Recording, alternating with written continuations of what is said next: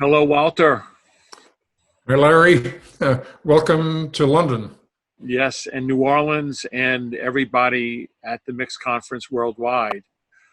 Um, Walter, you began your formal career began in early '69 with the Rain People in the founding American Zoetrope in San Francisco. And at that point, you had pretty much a very primitive system. It was high tech in some ways, but in today's standards, it was sort of uh, very, very bare bones. Could you describe what you began with, both in picture editing and also in sound editing and mixing? It was the land of the moviola in terms of editing. Uh, Blackie Melkin had edited the film on a moviola, although we also had a Steenbeck, and we could use that as a kind of mini screening room. He locked the film in Rain People in January of '69 and said, "Here it is." And I was on my own, and it literally on my own, because I wasn't in any union at that time. And I was working in Los Angeles, and so we were afraid that word would get out and we would be shut down. So I wound up working in George Lucas's house. He'd moved in with Marcia Lucas at that point, and so there was this empty house on Portola Drive up in the hills above Beverly Hills. And so I had this little editing suite and all to myself. I had a transfer machine, an Omega transfer machine, so I could do my own transfers from the Nagra to 35 millimeter film. I didn't have the Steenbeck, so I was totally moviola based when I was editing and recording on a Nagra, the sound effects, and editing. And we were also afraid if I went to Warner Brothers and asked for sound effects, that they would wonder, who is this person asking for sound effects? So in the end, I recorded all of the sound effects myself, just Foley and everything. Foley being live Foley, just out on the street doing footsteps. No, I couldn't go into a studio or anything. So it was very educational because of that, I think. We mixed the film in San Francisco at the first American Zoetrope studio, which was in what is now called Soma, south of Market Street. And Francis had bought a chem mixing unit, of which I think there were probably 2 or 3 in the United States at that time. Maybe. We certainly had one, which was a 8 transport machine. And a number of those had 3-track heads, nothing like a 6-track head. So I could record a 3-track premix, boiling down, let's say 6 tracks, and then this is all mono, obviously, on one of those 3 tracks, and then do the same thing. So I could get 18 tracks premixed, and that was about it. I mean, I didn't have that many tracks for the Rain People. The big excitement about that system is that it had punch-in record. Everything up to that point that I had mixed, you just had to mix straight through. You couldn't stop, or if you did stop, then you would have to cut the track, and that was a matter of professional pride not to do that. But this chem had punch-in record, and it had high-speed rewind, so we could get to the end, and we didn't have to take the tracks off, which is what the standard operating procedure was. We could zoom back to the head of the reel. Most often it would go out of sync by the time it got back there, but then so we would spend a little time resyncing. So it was a 20 input, 4 output board built by Chem. I can see it now. I can kind of feel it. And that was the same board that we mixed Godfather II on, and American Graffiti and THX. And by the time of Apocalypse Now, it was demoted to doing regroupings, to take cut tracks and boil them down, transferring to the 24-track tapes that we were using to mix from. But it did yeoman service all throughout the 1970s, from 69 to 79. And after that, I think that was kind of it.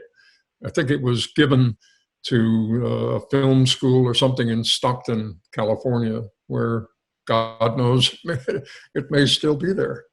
Well, insofar as the work that you did then, I mean, looking back as a viewer on THX and the conversation, on a creative level, I can't really think of what you would do differently, even though you had pretty much 8 transports or 16 inputs at your fingertip at one time.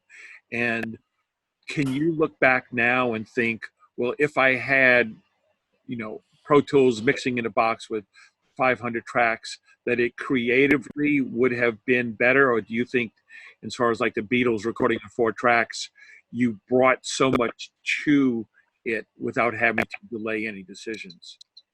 Yeah.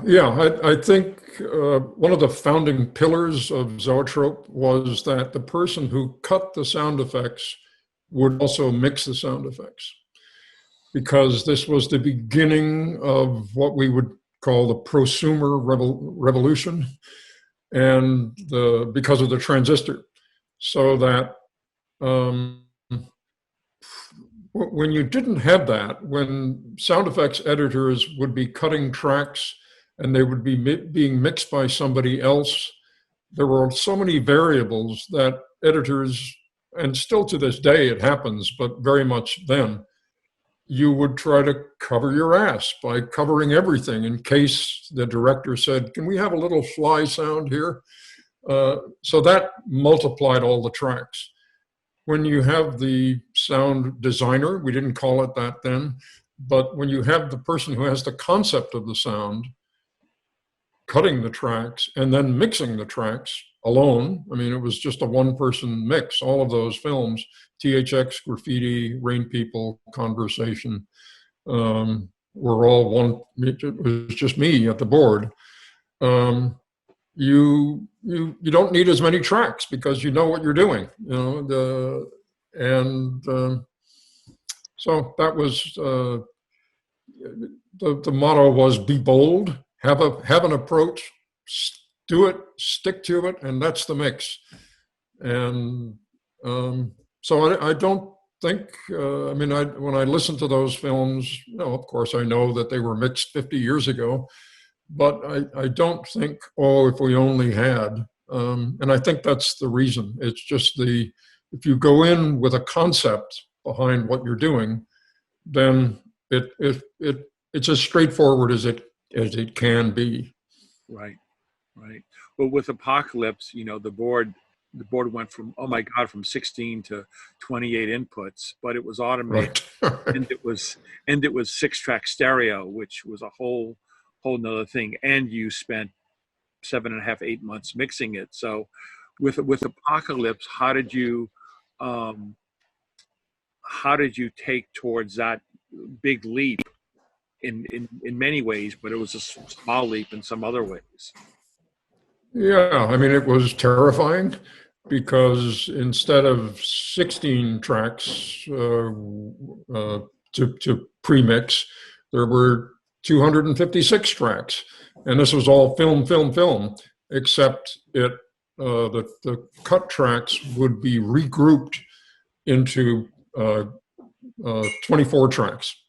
So we would we had 2 24-track playback machines, because I think we had 4 or 5 film transports for that film. Mm-hmm. And so we made up for it with syncing 2 24-track recorders using Minimag. It wasn't even SMPTE. So, but we were breaking so many new so much new ground. It was an automated board. It was in a format that I certainly had never mixed in, and really almost nobody had. This idea of split surrounds and LFE boom. Well, how are we going to do this? How are we going to do this? So I was in a pretty terrified, happy state all the time. And plus there were so many. This is all analog. I mean, we had a digital board in the sense we had automation, but all of the signal processing was analog, and that meant a lot of pre-mixing, regrouping, many generations compared to. I mean, now there are no generations, so we had to have an idea of how to minimize that, and the peculiar oddity of Apocalypse Now is that all of the pre-mixing, everything except the final print master, was done using DBX sound processing, which has, I forget, 20 or 30 decibels of clamping. It was only at the final stage that we flipped to Dolby A processing, and which has, I forget, 6 or 9 decibels. And that made it possible to do. So, we were moving along through all kinds of new pathways into this jungle of sound. Yeah, I mean the final tally, I think, from the print, the 70 millimeter prints going backwards to the 1/4-inch tapes, it was something like 7 generations. It was something. Yeah, that rings a bell. And the idea today, like you say, no generations. So when you're doing a movie, the one you just finished, Coup 53, did you mix that? Was that mixed in the box? Was that mixed within Pro Tools? Yeah. So did you? I was editing the picture, and I did the music mixing, I guess, in Premiere, Adobe Premiere. So Robert Miller did the music, recorded the music in New York. I was working in London. He shipped all of the stems to me, and I loaded them into Premiere, and then would tweak, rubber band each of the 22 stems to make it dovetail with each other, and then with the dialogue and other sound effects that we had. And then that was given to Martin Jensen at Zoom mixing in Soho. So the music essentially was pre-mixed. He had to put them in a 5.1 space, and he had to do an overall level with the dialogue and the sound effects, but all of that kind of fine detail of making the violins not step on the dialogue at that crucial moment, that was all taken care of. So, but I wasn't doing it, obviously doing it in real time. It was all done in rubber band world.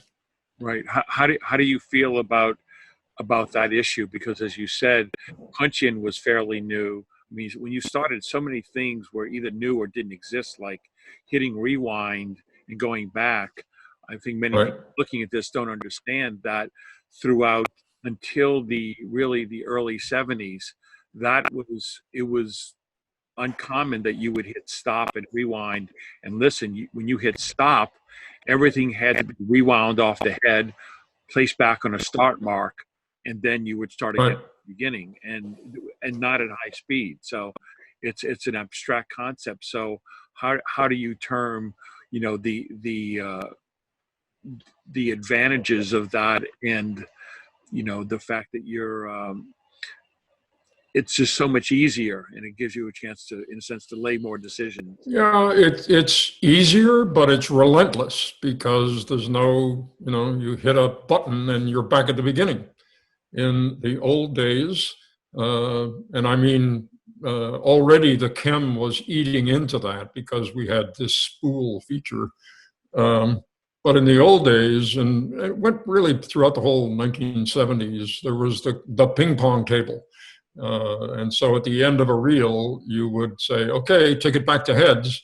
And then the mixers would go and play ping pong for 5 or 10 minutes, just to kind of get the blood going again.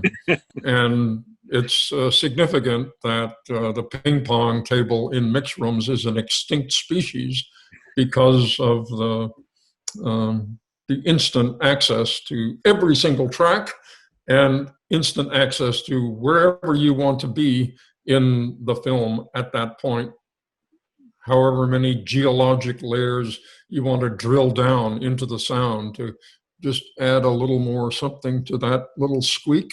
In Apocalypse, we had to rely on our good sense when we were premixing things. Inevitably, we would make mistakes, or we would not be able to forecast the chemistry of it all when it all came together. And so we would have to go and put up the squeak as an element and bring it in on a separate channel and nest it into the film and suppress the squeak that we had mixed in the premix. So there was all that kind of stuff going on. Or sometimes you would just go back and premix itself, Sorry? Sometimes you might have to go back and redo the premix itself if you unadjusted from its cousins, Yeah, I was afraid that we were going to have to dig back into premixes, and we didn't. It may have happened once or twice, but by and large, we were able to massage the premix that we had done and get it the way we wanted it. And if we needed a new element, we would do this kind of fifth wheel approach to bringing in an extra sound. Right. When we were mixing THX, this was 1970. The white limbo sound, George was really mad at the location recordists because the sound was too echoey. He didn't want it to be as echoey as it actually was. We shot that white limbo on a soundstage in Los Angeles,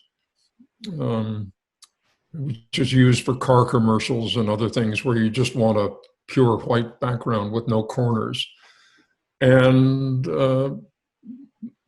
somebody said, "Oh, there's a new tool you can use to get rid of reverb if there's too much reverb or echo."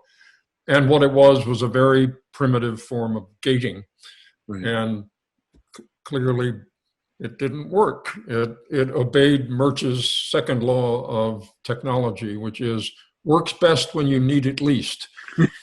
If something's already pretty good, tools generally will make it better, but it was already fine, You didn't really need it. And then you get into a situation where you say, we really need this, we have to get rid of this noise or whatever it is. Right. Then you say, okay, now it's really going to show what it can do. And, it just makes it worse. Not only does it not solve the problem, it smudges the paper in a sense. It reveals that you were trying to solve the problem, but you couldn't solve it. Right. So, however, I was just working on a film for William Kentridge, who's making a series of episodes about the creative process in his studio in South Africa. And he had too much reverb. And they're editing in Premiere. I have Premiere here.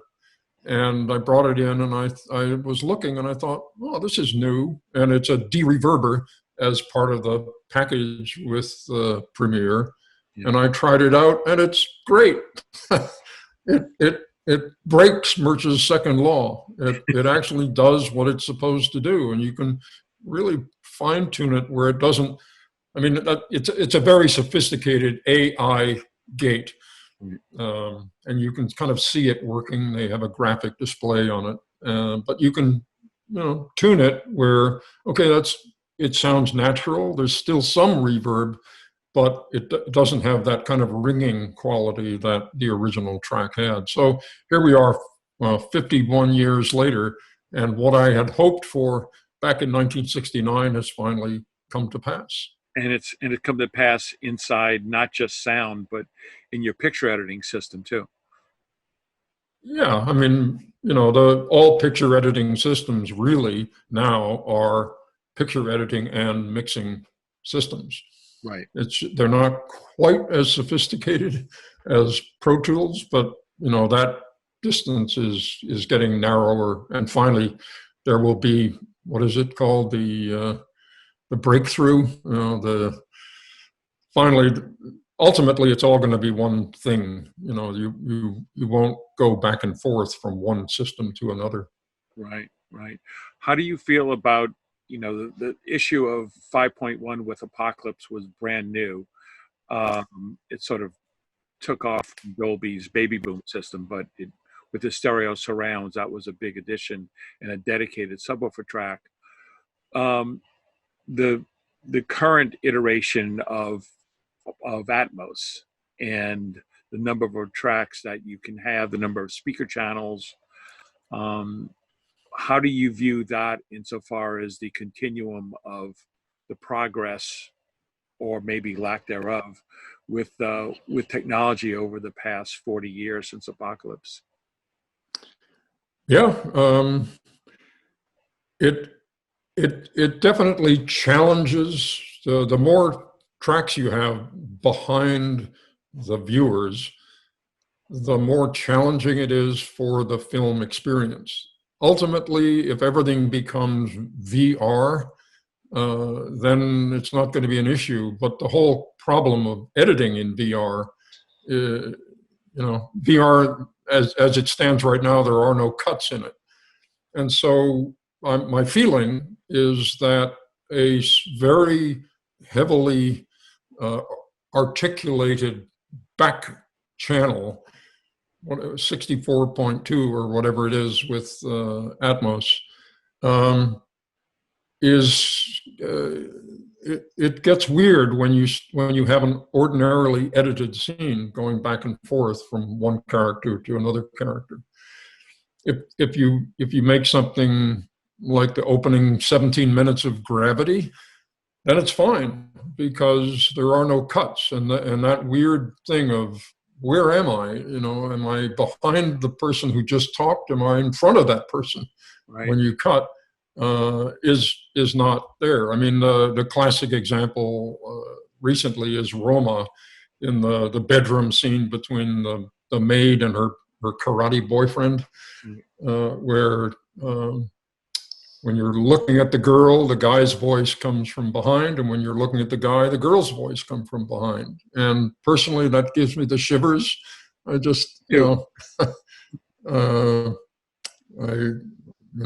just it's a matter of taste, I guess. But there are pretty profound philosophical questions about that, which relate to, the primacy of vision that we have, which is forward, and then the ancillary sense of sound, which is 360 degrees spherical. And the theater really plays a funny set of mind games on you when you start to bend that reality. Yeah. Have you mentioned? I mean, a funny example, kind of a minor example of that is you have a scene. I'm thinking of a scene in Cold Mountain. Between many people, there's a kind of party toward the end where somebody's playing the violin, and everyone's saying things, and they're moving from one side of the screen to the other, and there's cuts, and the person playing the violin is also moving in and out of the crowd. And what works, again, personal, is all of the dialogue comes out of the center. It doesn't matter that that person was over on the left, he's now on the right. The dialogue comes out of the center, and you believe that the voice is coming from where that person is. There's some kind of weird thing going on in our brains that assigns location to dialogue based on visual cues. But music doesn't.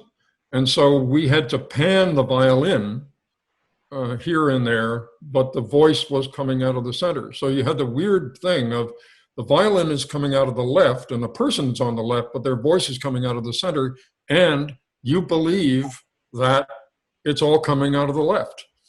So there's something happening in the way dialogue particularly is processed in the human brain that because I guess we're so busy decoding what it is that they're saying, when we have to translate from the language of words into meaning, and that occupies a good chunk of the brain.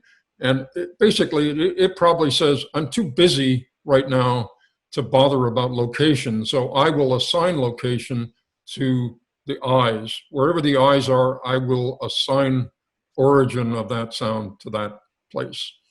And, but this all just gets accentuated when you have a complex scene with editing in it. If you have Birdman, where it's supposedly just a continuous shot, then you can play all kinds of interesting stuff with spherical sound, I think. Right. Summing up world and film sound in 48 seconds.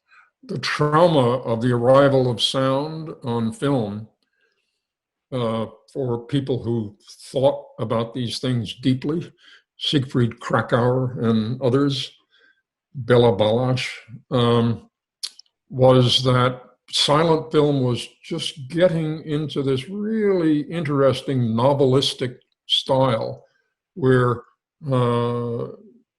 unintentional meaning was creeping in a good way into the structure of film. When we began making film in the 1903 or whatever, it was very presentational. It was possible that film was just going to be like theater, and you'd kind of see a proscenium arch, and people would be there from head to foot, and they'd just like in the theater. And that clearly, Griffith and everybody said, no, we're going to do something else.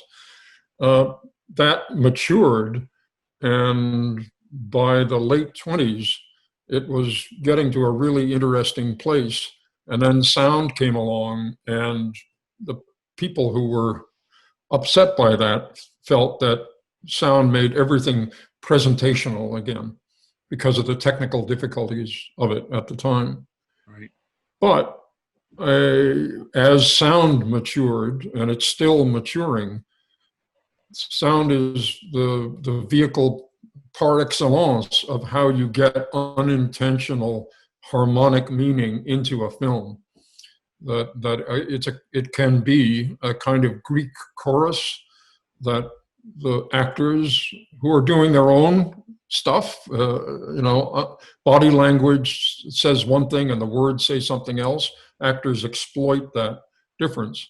But what you're listening to can also exploit that in a way that bypasses the gatekeepers of consciousness, and audiences are affected by that without really knowing that they are being affected.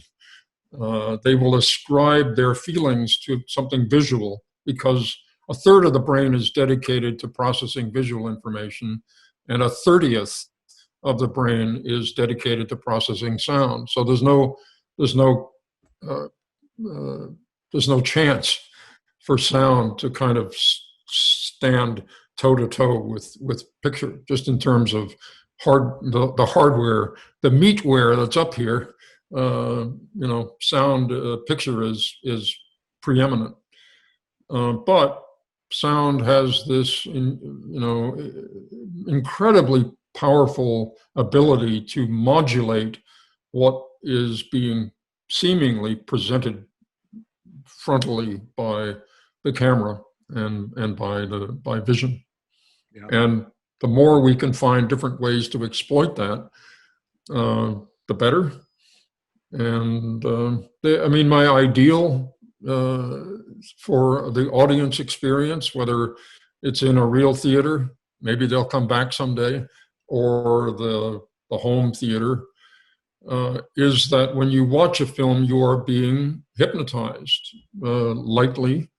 And in a sense, you have leapt out of the chair that you're sitting in into the screen, like Alice in Through the Looking Glass. And you're in that world of the place. It's not an objective situation. Another way of looking at it, turning it on its head, is the film has leapt off the screen and it's in your head like a dream. And this is one of the things for young people scared by film. This is the terrifying thing, is that it's in my head.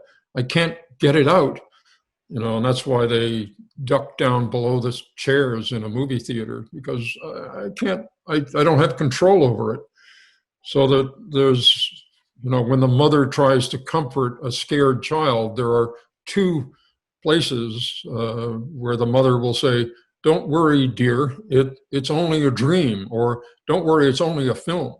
It's rare or never happens that the mother says, "Don't worry, it's only a painting," or "Don't worry, it's only a sculpture," or "Don't worry, it's music is a little that way. I mean, don't worry, it's only music." But we seem to be able to pull ourselves out of the quicksand of those arts, but dreams and films suck us in so deeply that it's very hard for us to kind of pop out. And that's the situation that apparently they say that's what happens when you're hypnotized, is that your brain has been hijacked by the hypnotizer, and that's us, the filmmakers. And we also have to be very responsible about what it is that we're doing, because that power, with great power comes great responsibility. Yeah, yeah. Walter, thank you so much. It was wonderful talking with you. Absolutely. And back to you, Tom Kenny, and the Mixed Conference.